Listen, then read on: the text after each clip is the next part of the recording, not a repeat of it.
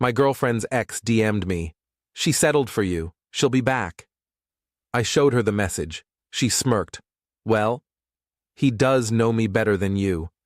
I said, great, then go back.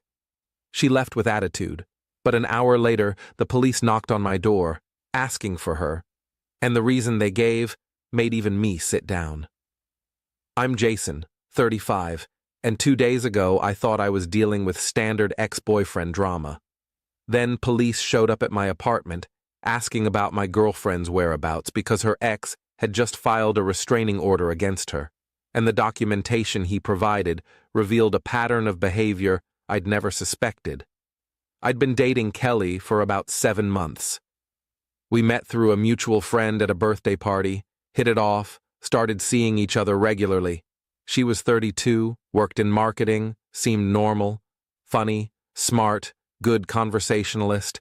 The relationship moved at a reasonable pace. No major red flags initially. But about 3 months in, I started noticing little things. Kelly would bring up her ex, Marcus, more than seemed normal. Not in a I miss him way, more in a let me tell you another story about Marcus way.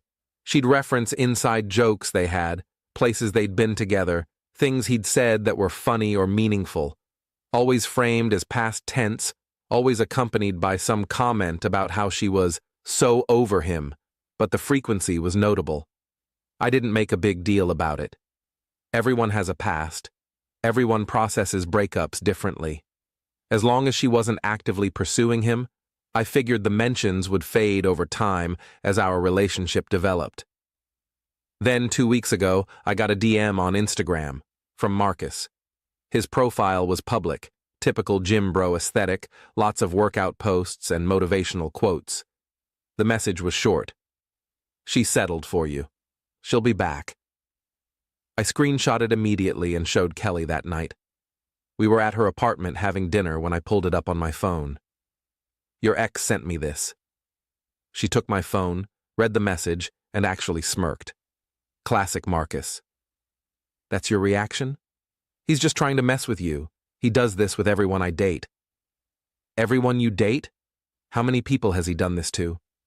I don't know, like 3, 4. He can't handle that. I moved on. Kelly, that's stalking behavior. That's not normal. It's Marcus being Marcus. He's dramatic. Just ignore him. I'm not ignoring him. I'm blocking him, and you should do the same if he's harassing your partners.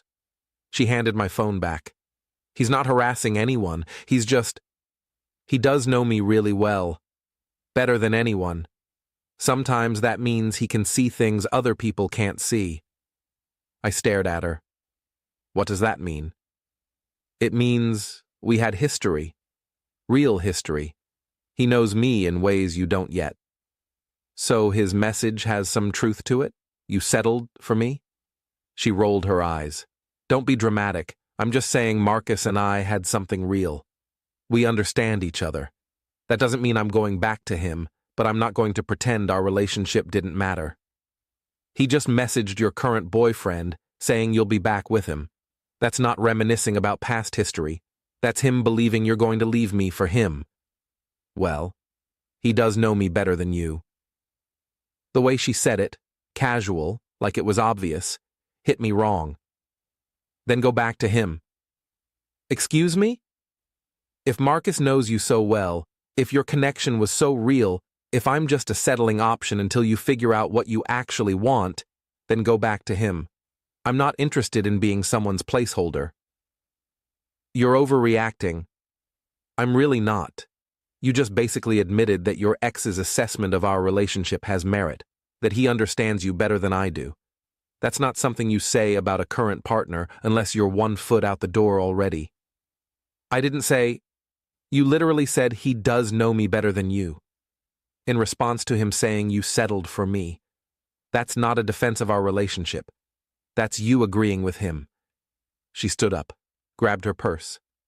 You know what? I don't need this. I'm going home. Great idea.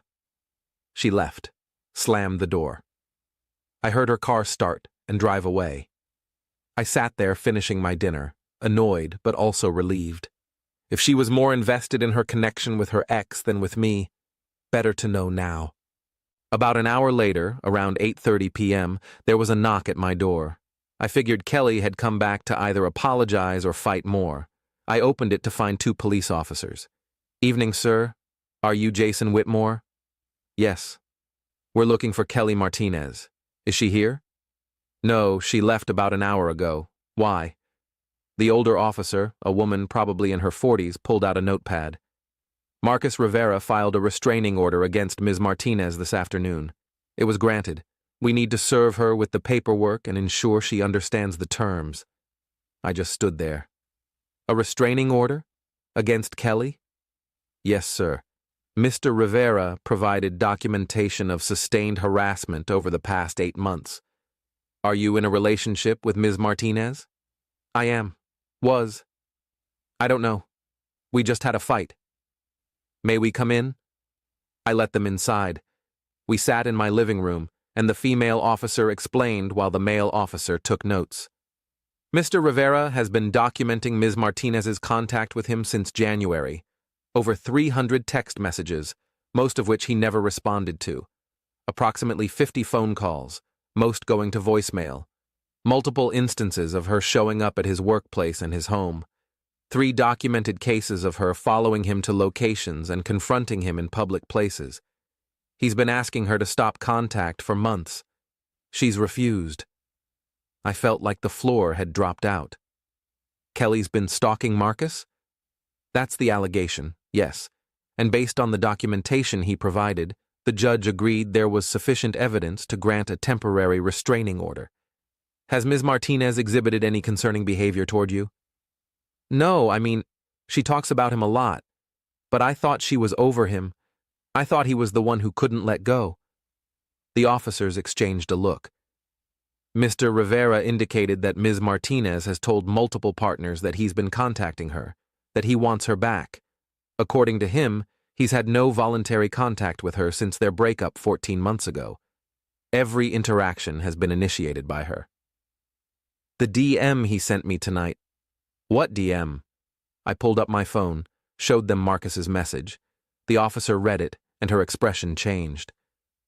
"Mr. Whitmore, this message wasn't sent from Marcus Rivera.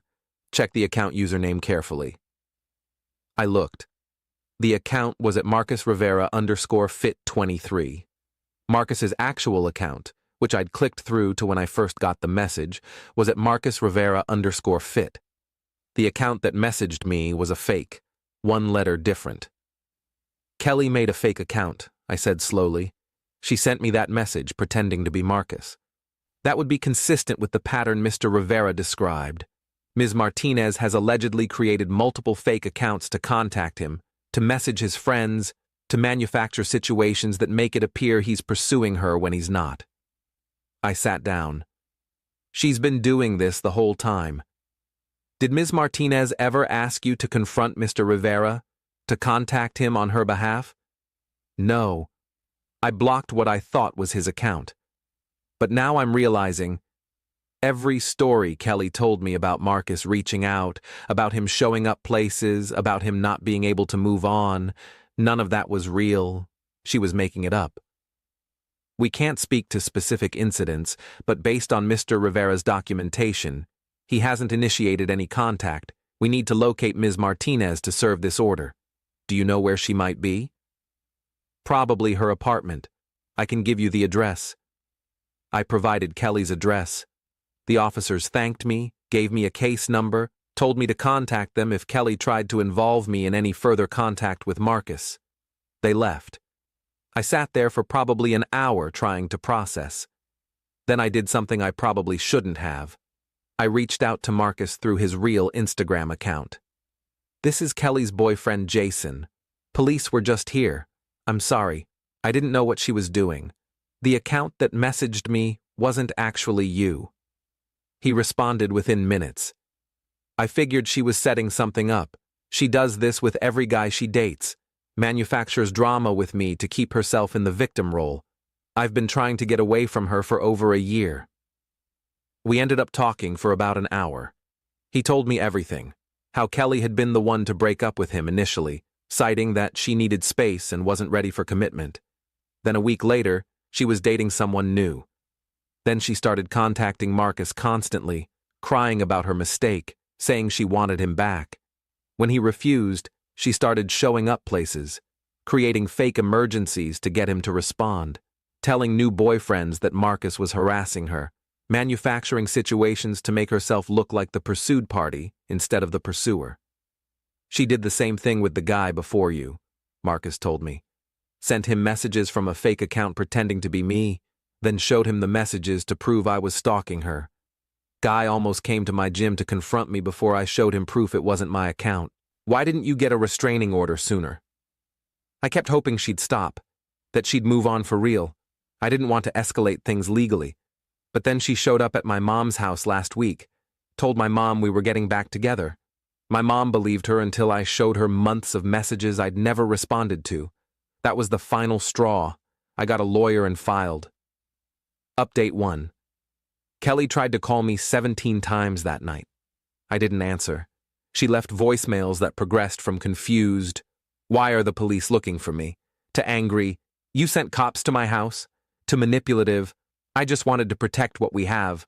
Marcus was really harassing me." I blocked her number. Then I checked the fake Marcus account that had messaged me. It was deleted. Kelly had removed the evidence. The next morning, Marcus sent me a copy of the restraining order documentation. It was extensive, page after page of screenshots, dates, times, locations.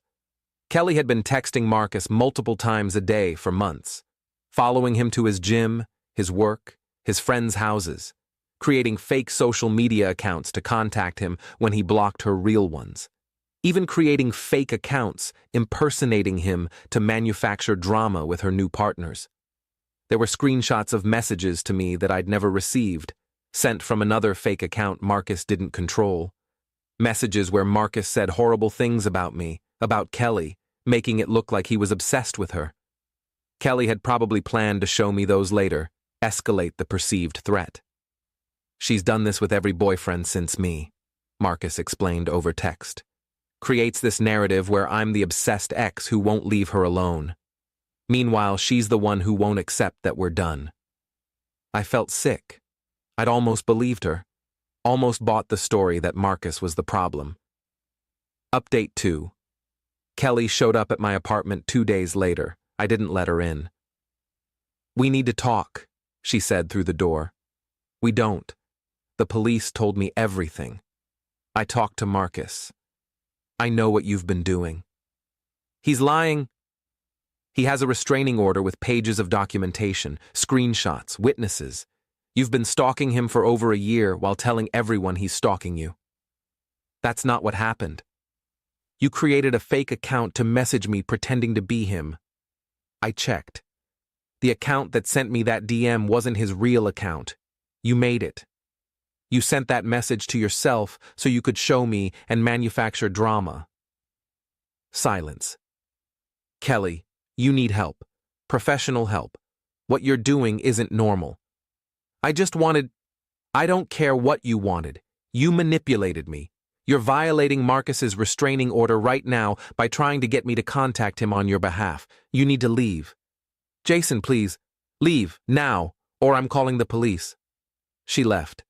I watched through the peephole as she stood in the hallway for another minute, then finally walked away. Update 3. It's been 3 weeks. Kelly violated the restraining order twice. Once by showing up at Marcus's gym, once by having a friend call him to pass along a message. She's now facing potential criminal charges. I learned from mutual friends that this pattern goes back further than Marcus. Kelly had previous exes who dealt with similar behavior. The friend who introduced us apparently didn't know the extent of it, thought Kelly had just been a bit clingy in past relationships. Marcus and I stay in occasional contact. Not friends exactly, but we have this weird bond of being Kelly's victims. He apologized for the disruption to my life. I told him I was glad I found out when I did, rather than months or years deeper into the relationship. I'm seeing a therapist now, working through trust issues. How did I miss the signs? Were there signs? Should I have known earlier? My therapist says people like Kelly are skilled at manipulation, at creating believable narratives. That I shouldn't blame myself for believing someone I cared about, but I do blame myself a little. The constant mentions of Marcus should have been a bigger red flag. The way she framed everything to make herself the victim should have registered. I wanted to believe her, so I did. Final update. It's been 2 months.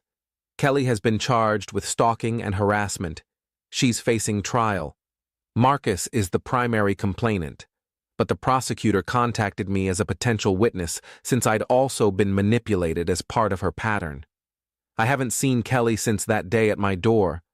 Mutual friends tell me she's bounced between claiming she's the victim and admitting she made mistakes, but insisting they were motivated by love.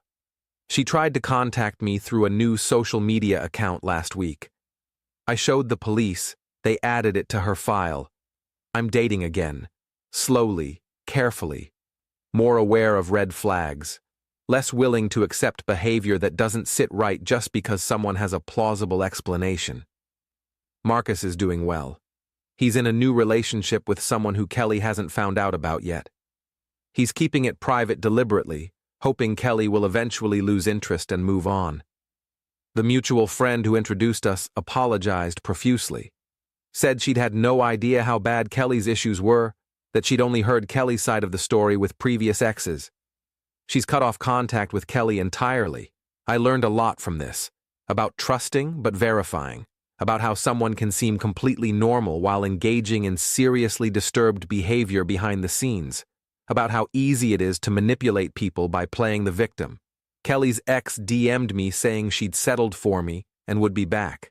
Turned out, Kelly sent that message to herself, manufactured the drama, and used it to maintain her narrative that Marcus was obsessed with her while she was the one who couldn't let go.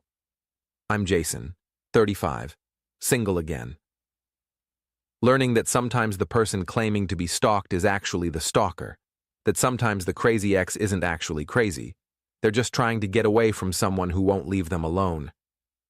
Kelly created an entire fiction about Marcus's behavior to justify her own. I almost believed it. Almost became part of her manipulation. The only reason I didn't was because Marcus finally fought back with legal action that forced the truth into the light. That's all there is to it.